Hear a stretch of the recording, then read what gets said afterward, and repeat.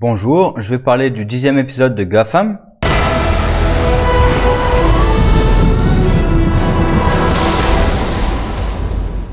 Épisode qui porte bien son nom, I Am Bane, puisque l'épisode se concentre quasi exclusivement, tout le reste c'est vraiment de l'anecdote, sur le combat contre Bane.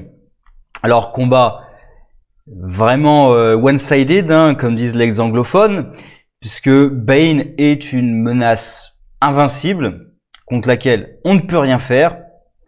Et c'est vraiment un slasher, il avance en marchant et tu peux rien faire. Il est increvable, tu peux lui balancer ce que tu veux à la gueule, il continue à avancer en marchant. D'ailleurs, ce Bane me fait plus penser à Resident Evil, parce que là en plus il y a eu le remake du 2 là, par Capcom. Ça me fait vraiment plus penser à Mr. X, je crois que c'est son nom dans le 2, qui est la menace, voilà, qui avance. Tu peux tirer autant que tu veux. Alors, t'arrives à le mettre à genoux. Là, t'arrives même pas à le mettre à genoux. T'arrives même pas à le ralentir, là. Il avance tout droit vers toi. Et t'as aucune chance. Tu peux rien faire. Tu lui mitrailles dessus. Il a rien. Tu lui fais exploser des bonbonnes de gaz sous le nez. Il a rien. D'ailleurs, ça pose la question de comment ils vont en venir à bout. Parce que là, il reste que 2 épisodes. Parce qu'ils en avaient annoncé 12, donc il reste bien que 2 épisodes normalement. Il faut bien qu'ils terminent ça.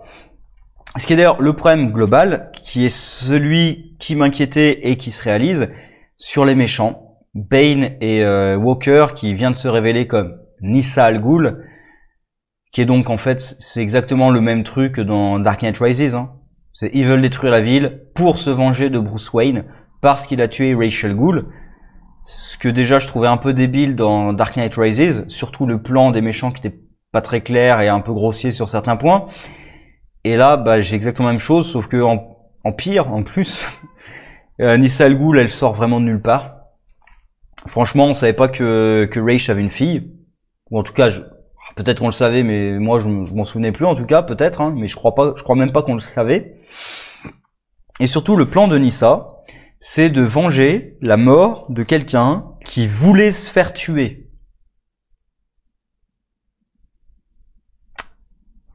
En tuant la personne qu'il estimait être son successeur. Donc non seulement tu vas venger quelqu'un qui ne demandait pas à être vengé, mais en plus tu vas tuer la personne qui pour lui était son successeur. Donc c'est comme si tu détruisais son héritage. Alors je peux comprendre que la fille, même si son père voulait se faire tuer par Bruce, je peux comprendre qu'elle en veuille à Bruce malgré tout, mais du coup le plan de la fille, c'est un peu con. En plus c'est marrant d'avoir choisi Nyssa. Alors peut-être qu'ils ont pas pu utiliser Talia, mais dans Arrow ils ont utilisé les deux. Alors d'abord Nyssa, après ils ont réussi à utiliser Talia, donc peut-être qu'au début ils avaient pas le droit, mais voilà, peut-être qu'ils ont pas le droit d'utiliser Talia. Mais c'est marrant parce que Nyssa dans les comics arrive dans les comics pour se venger de son père. Puisque je me souviens plus trop de l'histoire, mais Nyssa, en gros, s'est retrouvée dans les camps, elle s'est retrouvée dans les camps d'extermination nazis. Alors, concentration ou extermination, je sais plus, mais peu importe, au final. Elle s'est retrouvée dans les camps nazis pendant la Seconde Guerre mondiale, donc. Sa mère y a été tuée, il me semble. Et elle a subi des expériences scientifiques de la part des nazis, donc des trucs un peu à la Mengele, des trucs très sympathiques. Et elle estime que c'était la faute de son père, parce que son père l'a abandonné là, ou je sais plus exactement si Ra's al Ghul l'a vraiment abandonné là, ou si juste il était pas présent et du coup elle estime que c'est de sa faute. Je sais plus exactement.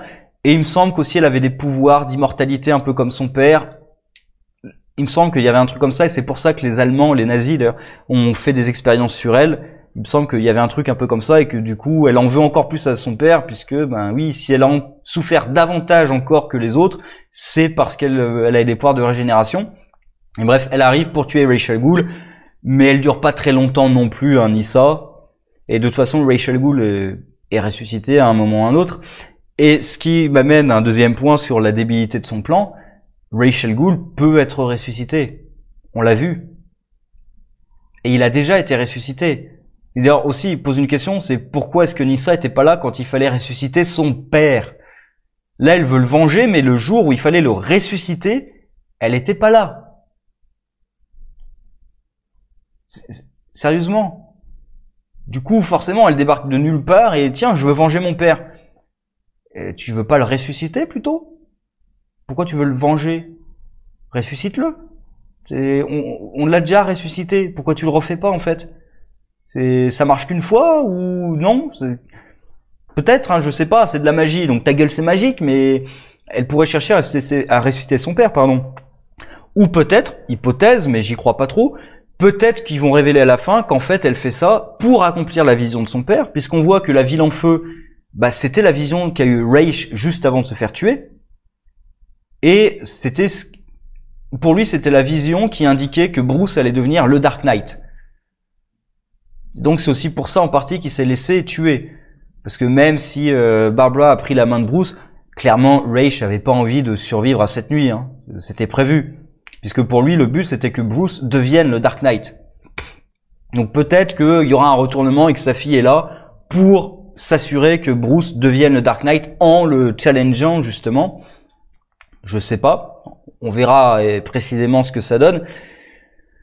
Mais pour l'instant, voilà, les méchants, bof. En plus, bah, on sait qu'ils ont que 3 épisodes, là. Plus que 2 d'ailleurs, et qu'ils vont se faire battre en 2 épisodes.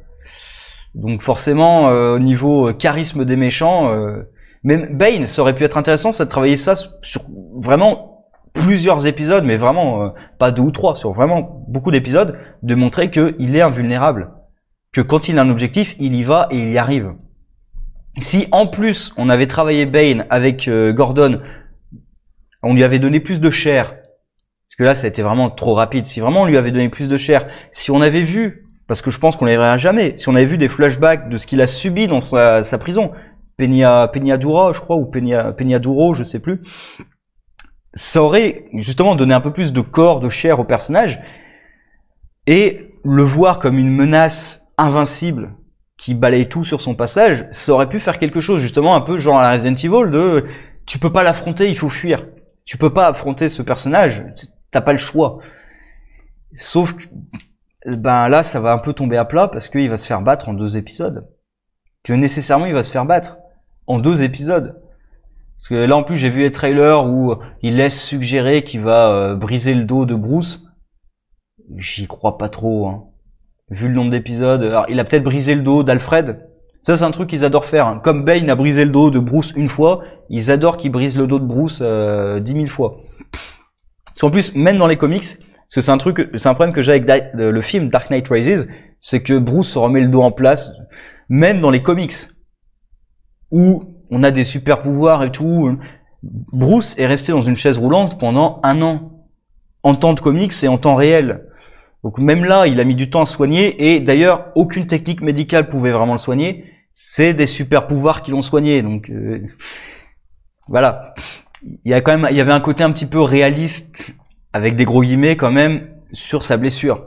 C'était pas juste un petit truc et hop, je me remets en place avec une corde dans une prison au fin fond, perdue au fin fond du monde. Non, j'ai le dos brisé, je suis paralysé et à part des super pouvoirs, j'ai pas de moyen de me guérir. Enfin bref, un petit peu déçu du coup par ses ennemis parce que je vois pas ce qu'on va vraiment pouvoir en faire. Alors qu'il y avait du potentiel, mais pareil, Bane est quasiment indestructible. Ils vont devoir trouver une solution pour le détruire et ça risque d'être un truc un peu débile. Sinon, il y a quelques tout petits problèmes, notamment dans la course-poursuite contre Barbara, puisque dans la cour, j'ai l'impression que c'est dans la cour du bâtiment là de l'hôpital. Enfin, c'est pas vraiment un hôpital, mais bref, on va dire ça. Elle commence à accoucher et elle a le temps de finir son accouchement, qui quand même prend un tout petit peu de temps quand même. En plus, ils ont pas de matériel, hein. Donc comment ils ont fait voilà, ça marche pas trop comme ça. Et là, Bane débarque juste après. Donc Bane, il a quand même mis un sacré temps pour les retrouver quand même. Il a pris son temps. Alors peut-être qu'il marchait. Donc c'est ça, à force de faire ton poseur hein, et de faire ennemi de slasher, hein, Je me souvenais d'ailleurs, il y avait un documentaire, un documentaire fiction avec des ennemis de slasher qui justement disait, nous on doit marcher pour instiller la peur dans nos ennemis, mais du coup ils se rendent pas compte qu'à chaque fois qu'on nous voit pas, il faut courir pour rattraper. Et sous ces costumes, on transpire beaucoup quand même la douleur des ennemis de slasher. Là non, il a pris son temps et sinon, il y a un truc qui aurait pu être une connerie, mais qui est complètement justifié par le scénario pour le coup, c'est l'évasion de Gordon. Autant celle de Bruce, je sais pas si elle a été prévue, même si c'est con de le laisser dans la pièce avec une bougie, et bref. Et surtout, pas de garde, hein, parce qu'il imite la bougie, mais surtout, il n'y a pas de garde. C'est très con. Mais c'est surtout Gordon qu'on laisse conscient quand on lui injecte un truc pour lui donner une super force. On le laisse conscient quand on lui injecte un truc pour lui donner une super force. Bah oui, il se libère et oui, bah évidemment qu'il se libère en fait. Et juste après, mais vraiment juste après, on se rend compte que évidemment que c'était manipulé par tout le monde, enfin tout le monde, oui, Talia, Bane, etc. Pour libérer le militaire en général ou je sais plus quoi, pour donner l'ordre ou la directive. Alors j'ai pas retenu le nom, hein, qui d'ailleurs est réminiscente de l'ordre final à la fin d'Arkham City, où il y avait Hugo Strange et Rachel Gould aussi d'ailleurs, et Talia al Ghul. C'est exactement ça, c'est l'ordre final, on rase tout. Que j'avais trouvé aussi assez décevant dans Arkham City, puisque bah, on te teasait l'ordre pendant tout le jeu, et à la fin c'est juste, on élimine tout le monde. Ouais, c'est nul en fait. Enfin tout ce teasing pour ça, tu te dis voilà, c'est nul quand même. Bon là il n'y a pas tout le teasing, dès le départ tu sais que l'ordre c'est pour anéantir la ville, et de toute façon tu avais vu le flash forward au départ avec l'armée qui attaquait. Donc l'armée c'est pas tout à fait l'armée de Walker, mais c'est par les manipulations de Walker que les militaires attaquent. Après quand même les militaires pour attaquer des civils, ils devraient peut-être poser des questions quand même à leurs supérieurs. Alors c'est des militaires, ils obéissent aux ordres, d'accord, mais bon. Par contre, il y a la deuxième évasion de Gordon à laquelle je pense qui est débile. Là par contre, là elle est débile. Déjà, pourquoi tu les emmènes à l'extérieur du bâtiment avec que 2 gardes, sans menottes, sans quoi que ce soit, et Gordon, si tu veux pointer un flingue sur moi, fais-le correctement. Franchement, j'ai cru qu'il allait lui faire, t'as pas enlevé la sécurité. Et il lui prend l'arme et ça c'est débile. Ça par contre c'est débile, mais bon, c'est pas la première fois. Bref, je suis un petit peu inquiet pour les 2 épisodes suivants, puisque bah il va falloir tout régler là en 2 épisodes, tous les méchants. Donc c'est surtout ça en fait, les méchants sont pas terribles. J'aurais préféré qu'ils gardent la saison axée sur le No Man's Land, parce que par exemple Firefly et Mr. Freeze, Scarecrow, on les a quasiment pas vus, hein. Enfin, Firefly et Freeze, pas du tout. Et Scarecrow, on l'a vu une fois, point. C'était réglé. Donc le No Man's Land, finalement, on n'y a pas passé beaucoup de temps dessus. Parce que là, en plus, au début de l'épisode, le No Man's Land, c'est réglé. C'est un peu con. Et je pense que garder le Joker comme ennemi final pour vraiment clôturer ce No Man's Land, ça aurait été une bonne idée. Parce que d'ailleurs, No Man's Land était plus ou moins clôturé par le Joker qui tue alors c'était pas la femme, je sais plus si c'était marié, mais en tout cas c'était la compagne de Gordon à ce moment-là, et je sais plus si elle était s'ils étaient mariés, mais peu importe, je crois que c'était Hélène quelque chose, où il l'abat et après il va se rendre tranquillement à Gordon. Gordon a plutôt envie de le tuer, mais Batman l'arrête au dernier moment, encore une fois, alors qu'il fallait le tuer. Enfin bref, je m'égare dans les comics. Un peu déçu par les méchants, j'ai peur de ce qu'ils vont en faire à la fin. Et là, on sait la fin. Donc 2 épisodes pour conclure tout ça. On verra. On verra. Sur ce, au revoir.